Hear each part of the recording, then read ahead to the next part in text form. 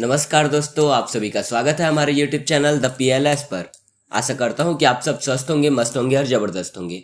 आज है 14 सितंबर और 14 सितंबर से रिलेटेड जितने भी करंट अफेयर के क्वेश्चन बनेंगे उन सभी के बारे में आज हम इस वीडियो में चर्चा करेंगे तथा अंत में कुछ ऐसे टॉपिक को देखेंगे जो हाल ही में चर्चे में है। तो इस वीडियो में अंत तक बने रहिएगा तथा हमारे वीडियो को लाइक, शेयर और हमारे चैनल को सब्सक्राइब कर दीजिएगा। आज 14 सितंबर को वर्ल्ड फर्स्ट एड डे मनाया जाता है और हिंदी दिवस मनाया जाता है। हिंदी दिवस मनाने का उद्देश्य क्या था? तो इसका मुख्य उद्देश्य वर्ष में एक दिन इस बात से लोगों को रूबरू कराना है कि जब तक वे हिंदी का उपयोग पूरी तरह से नहीं करेंगे तब तक हिंदी भाषा का विकास नहीं हो सकता है। तो इस उद्देश्य के साथ हम हर वर्ष हिंदी दिवस मनाते हैं।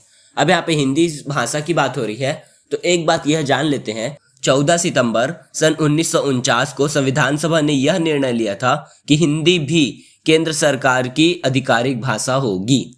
अब अगर हम लोग फर्स्ट एड डे के बारे में बात करें तो फर्स्ट एड डे से रिलेटेड एक जानकारी यह है कि हर वर्ष 14 सितंबर को वर्ल्ड फर्स्ट एड डे मनाया जाता है और इसे मनाने का उद्देश्य फर्स्ट एड बॉक्स की अहमियत के प्रति लोगों को जागरूक करना है। कई बार दुर्घटना के तुरंत बाद सही समय पर दिया गया फर्स्ट एड लोगों की जिंदगी बचाने में अहम भूमिका निभाता है। इस कारण से हमें यह जानना आवश्यक हो जाता है कि फर्स्ट एड बॉक्स में होना क्या चाहिए। तो सामान्य फर्स्ट एड बॉक्स में क्या क्या चीज़ें जरूरी है उसके बारे में आपको थोड़ा सा बता देता हूँ। बैंडेज और डेटॉल, डॉक्टर टेप और चिपकाने वाला टेप, कॉटन और कैंची, antiseptic cream, thermometer, painkiller, Crocin, Combiflam, emergency के लिए एंटी एलर्जिक दवा, फंगल इन्फेक्शन से निपटने के लिए जेल, क्रीम, गोलियां या पाउडर, ऊपरी और अंदरूनी दोनों तरह की चोट के लिए मसल्स क्रीम और स्प्रे और इनो। ये लगभग 11 सामान है जो हमारे फर्स्ट एड बॉक्स में होना चाहिए। तो ये थी आज के दिवस की जानकारी। अब चलिए आज के इस वीडियो की शुरुआत करते हैं। आज के वीडियो के 5 क्वेश्चन विद शुभम सीरीज के 5 क्वेश्चन को शुरू करने से पहले मैं आपको पिछले वीडियो में जो क्वेश्चन पूछा था उसका आंसर बता देता हूँ। पिछले वीडियो में मैंने क्वेश्चन पूछा था राष्ट्रीय अल्पसंख्यक आयोग के नए अध्यक्ष कौन बने हैं? तो इसका आंसर हो जाएगा ऑप्शन डी, सरदार इकबाल सिंह लालपुरा। केंद्रीय अल्पसंख्यक मामलों के मंत्री श्री मुख्तार अब्बास नकवी की उपस्थिति में हाल ही में सरदार इकबाल सिंह लालपुरा ने नई दिल्ली में राष्ट्रीय अल्पसंख्यक आयोग के अध्यक्ष के रूप में कार्यभार संभाला है। तो ये इस क्वेश्चन की जानकारी थी। इस क्वेश्चन का आंसर एक स्टूडेंट ने सही दिया है। कोशिश करें कि आप जो भी आंसर देते हैं या कुछ भी पढ़ते हैं तो उसे लिख करके और समझ करके पढ़ें, क्योंकि जब आप किसी भी क्वेश्चन का आंसर पूरे डिटेल के साथ लिखते हैं तब उस क्वेश्चन से रिलेटेड और कई सारे क्वेश्चन भी आपके सॉल्व हो जाते हैं और साथ ही लिखने से आपको वो चीज़ सटीक तरीके से और लंबे समय तक याद रहती है। तो उसे पूरे डिटेल के साथ लिख के आंसर देने का आदत बनाएं। अब चलिए आज के इस वीडियो की शुरुआत करते हैं। आज की पहला क्वेश्चन ये है, देश की पहली लग्जरी बस बोट सेवा कहाँ शुरू की गई है? तो इसका आंसर हो जाएगा ऑप्शन डी, श्रीनगर। श्रीनगर में कश्मीर घाटी में जल परिवहन को पुनर्जीवित करने के लिए एक महत्वाकांक्षी योजना शुरू की गई है। श्रीनगर में पहली लग्जरी बोट सेवा शुरू की गई है। झेलम नदी पर लग्जरी बोट सेवा को लॉन्च किया गया है। कश्मीर में जल परिवहन बहाल करने के लिए झेलम नदी में न्यूजीलैंड से मंगाई गई बस सेवा को शुरू किया गया है। आप इमेज में देख रहे हैं, यह बस न्यूजीलैंड से मंगाई गई है। अब इसे मंगाने के लिए किस इंटरप्राइजेस को सौंपा गया है? तो इस बस बोट को मंगाने के लिए सुखनाग इंटरप्राइजेस प्राइवेट लिमिटेड को कार्यभार सौंपा गया है। तो ये थी आज के पहले क्वेश्चन की जानकारी। अब चलिए आज का दूसरा क्वेश्चन देख लेते हैं। मसाला बोर्ड, स्पाइसेस बोर्ड के नए अध्यक्ष कौन बने हैं? तो इसका आंसर हो जाएगा ऑप्शन बी, A.G. थंकप्पन। आप इमेज में देख रहे हैं, ये है A.G. थंकप्पन। इन्हें मसाला बोर्ड के नए अध्यक्ष के रूप में चुना गया है। अब यहाँ पे मसाला बोर्ड की बात हो रही है तो इसकी स्थापना 1987 में की गई। इसका मुख्यालय कोच्चि, केरल में है। इसके अध्यक्ष अभी चेंज होके A.G. थंकप्पन बने हैं। अब यहाँ पे हम लोग नियुक्ति की बात कर रहे हैं तो कुछ प्रमुख नियुक्तियां को देख लेते हैं जो हाल ही में नियुक्त हुए। जैसे केंद्रीय प्रत्यक्ष कर बोर्ड CBDT के नए अध्यक्ष JB महापात्रा को बनाया गया है। स्टॉप टीवी पार्टनरशिप के नए अध्यक्ष मनसुख मांडविया को बनाया गया है। आर्थिक विकास संगठन IEG के नए अध्यक्ष नंद किशोर सिंह को बनाया गया है और राष्ट्रीय औषधि मूल्य निर्धारण प्राधिकरण NPPA के नए अध्यक्ष कमलेश कुमार पंत को बनाया गया है। तो ये थे हाल ही में नियुक्त किए गए कुछ अध्यक्ष। अब चलिए आज के तीसरे क्वेश्चन की ओर आगे बढ़ते हैं। डिजिटल जनसंख्या घड़ी डिजिटल पॉपुलेशन क्लॉक का उद्घाटन किसने किया है? तो इसका आंसर हो जाएगा ऑप्शन ए, भारती प्रवीण पवार। केंद्रीय स्वास्थ्य और परिवार कल्याण मंत्री भारती प्रवीण पवार ने 10 सितंबर 2021 को डिजिटल पॉपुलेशन क्लॉक का उद्घाटन किया है। तो यहाँ पे डिजिटल पॉपुलेशन क्लॉक की बात हो रही है, तो ये क्या है उसको देख लेते हैं। भारत की जनसंख्या का मिनट दर मिनट अनुमान लगाने के लिए जनसंख्या घड़ी लॉन्च की गई है।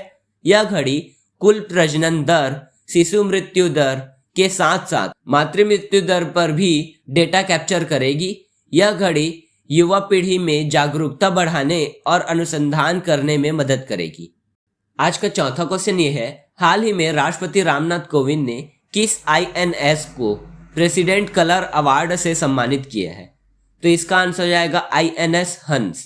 राष्ट्रपति रामनाथ कोविंद ने हाल ही में शांति और युद्ध दोनों स्थितियों में राष्ट्र को दी गई सेवा के लिए INS हंस गोवा स्थित भारतीय नेवल एविएशन को प्रेसिडेंट कलर अवार्ड से सम्मानित किया है। अब आज का पांचवा और अंतिम क्वेश्चन को देख लेते हैं।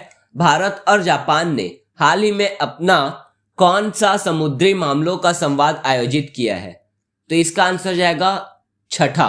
भारत और जापान ने हाल ही में अपना छठा समुद्री मामलों का संवाद आयोजित किया है, जिसमें क्षेत्रीय सहयोग गतिविधियों, समुद्री सुरक्षा, वातावरण के साथ साथ हिंद प्रशांत क्षेत्र में दोनों देशों के बीच सहयोग के अवसरों के क्षेत्रों में विकास शामिल था। जबकि दोनों देशों के बीच पहला दौर वर्ष 2013 में नई दिल्ली में आयोजित किया गया था। तो यहाँ पे आज का 5 क्वेश्चन विद शुभम सीरीज के 5 क्वेश्चन पूरे होते हैं। अब एक क्वेश्चन जिसका आंसर आप लोग कमेंट बॉक्स में देंगे। आज का क्वेश्चन ये है, किस देश ने पृथ्वी अवलोकन उपग्रह जियोफेन 502 को सफलतापूर्वक लॉन्च किया है? इसके ऑप्शन आपको दिए हुए हैं, इसका आंसर आप कमेंट बॉक्स में देंगे। अब एक करंट के टॉपिक को देख लेते हैं जो हाल ही में चर्चे में है। आज का करंट का टॉपिक ये है, 3 भारतीय गांव जो सर्वश्रेष्ठ पर्यटन गांव के लिए नामित किए गए हैं। तो हाल ही में संयुक्त राष्ट्र विश्व पर्यटन संगठन UNWTO united nation world tour organization ने भारत के 3 गांवों को सर्वश्रेष्ठ पर्यटन गांव की श्रेणी में पुरस्कार के लिए नामित किया है। ये कौन कौन से गांव हैं? तो लधपुरा खास गांव मध्य प्रदेश, कोंगथोन गांव मेघालय और पोचमपल्ली गांव तेलंगाना। तो ये 3 गांवों को UNWTO ने सर्वश्रेष्ठ पर्यटन गांव के लिए नामित किया है। अब अगर हम लोग इन गांवों के बारे में थोड़ा सा देखें तो MP के टीकमगढ़ जिले में स्थित लधपुरा खास गांव एक लोकप्रिय पर्यटन स्थल है जो ओरछा से करीब 7 किलोमीटर दूर है। वहीं अगर कोंगथोंग गांव की बात करें तो यह पूर्व खासी हिल्स जिले में अपने मनोहर परिदृश्य के लिए पर्यटकों को आकर्षित करता है। यह गांव धुन देने या जिजरवाई इवा बोई की एक प्राचीन परंपरा का स्थल है, अर्थात यह धुन व ताल संगीत के लिए प्रसिद्ध है। यहाँ पे जो लोग रहते हैं वो धुन देने के लिए प्रसिद्ध है। यहाँ के ग्रामीणों की पहचान इसी खास धुन के जरिए की जाती है। इसीलिए कोंगथोंग गांव को भारत का सिटी गांव या भारत का व्हिस्टलिंग विलेज के रूप में जाना जाता है। अब अगर हम लोग तीसरा गांव पोचमपल्ली के बारे में बात करें तो यह तेलंगाना का यादाद्री भुवनगिरी जिले का एक क्षेत्र है। यह स्थान अपनी पारंपरिक बुनाई के लिए जाना जाता है, जिसमें रंगाई की इकत शैली में ज्यामिति पैटर्न बने होते हैं।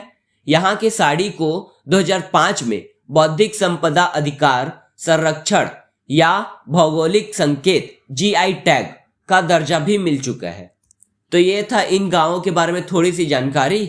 अब अगर हम लोग देखें कि इन गांवों को UNWTO कैसे चुनता है तो बता दें कि UNWTO सर्वश्रेष्ठ प्रदर्शन गांव के रूप में ऐसे गांव को मान्यता देता है जो सांस्कृतिक और प्राकृतिक संपत्ति के साथ साथ ग्रामीण पर्यटन स्थल का उत्कृष्ट उदाहरण हो। अब अगर UNWTO की बात करें तो इसका फुल फॉर्म आपको बता चुका हूं, united nation world tour organization. अब अगर इसके मुख्यालय की बात करें तो इसका मुख्यालय मैड्रिड स्पेन में है और इसके सेक्रेटरी जनरल जोराब पोलोलिकासविली ये है। तो ये थी आज के करंट टॉपिक की थोड़ी सी जानकारी। अब आज के वीडियो को हम लोग यहीं समाप्त करते हैं। अगर आपको हमारा वीडियो पसंद आया तो हमारे वीडियो को लाइक कीजिएगा, शेयर कीजिएगा और हमारे चैनल को सब्सक्राइब कीजिएगा। धन्यवाद।